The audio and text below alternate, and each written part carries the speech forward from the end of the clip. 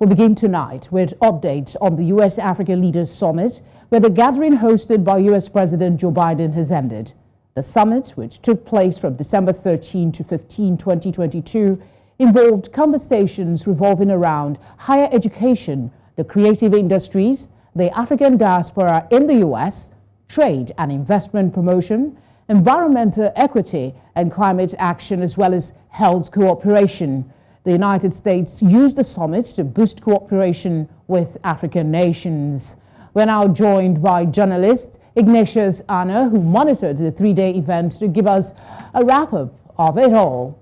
The summit has ended. Ignatius, what did the summit set out to achieve, and would you say that the objectives were achieved? Thank you very much, Felicity, and good evening to your audience. Thank you so much for having us. Indeed, the three-day U.S.-Africa Leaders Summit, which began on Tuesday, ended yesterday. The vision for the U.S. government was very simple. It was what President Joe Biden's administration called a 21st century partnership with the African continent.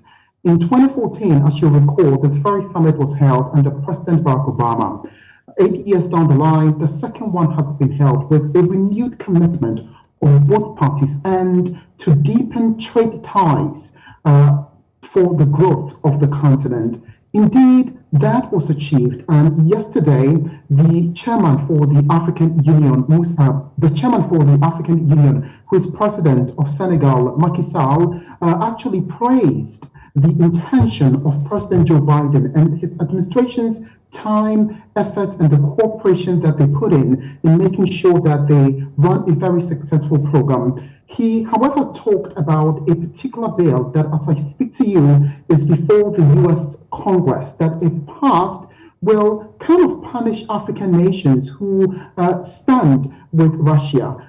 President Macky Sall did tell President Joe Biden at the very first roundtable discussion that that's not something that the African continent is happy about. And indeed, if that goes through, it will strain relations between both parties.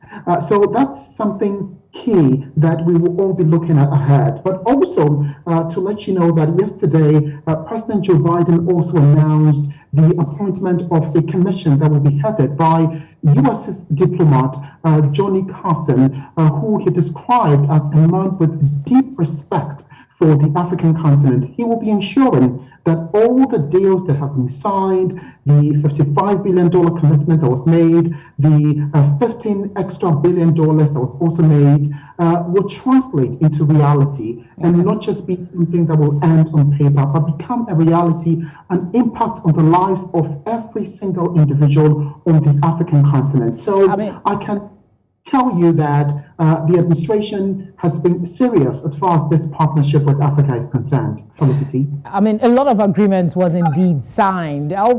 It goes with what the president said. Biden did say in one of his speeches that when Africa succeeds, the United States succeeds and the whole world succeeds as well. Let's look at the wider picture. Who stands to gain more from the summit, the United States or Africa? I would say both. And the reason I would say both is that, you know, we have the African Growth and Opportunity Act, AGOA, which is a law that was passed by Congress to boost trade and investment between the continent.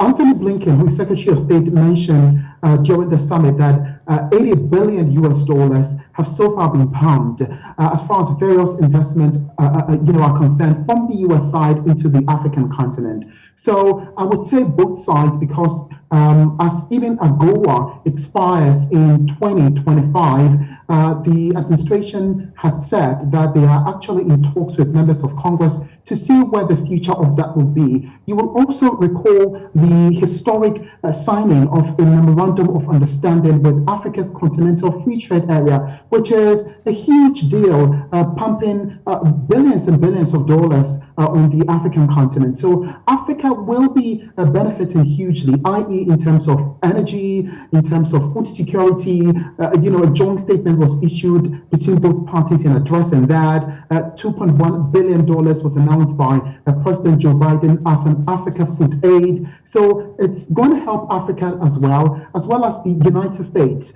as partners, as business folks here who are lending hands, making sure that the investments are coming in. So I would say a win-win situation, which ties in with the vision, with the hope of the administration of building a partnership with Africans. Felicity. Africa's potential is not in question, and with the leaders meeting, there's a lot of concern as to, do you believe that this crop of leaders will help Africa indeed achieve its potential? The current crop of leaders, they are well positioned to achieve all that Africa has to give.